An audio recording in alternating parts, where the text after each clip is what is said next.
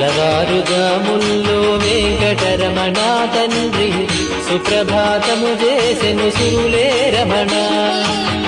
పంచామృతములతో వెంకటరమణ తండ్రి నిత్యాభిషేకములే నిత్యము రమణ.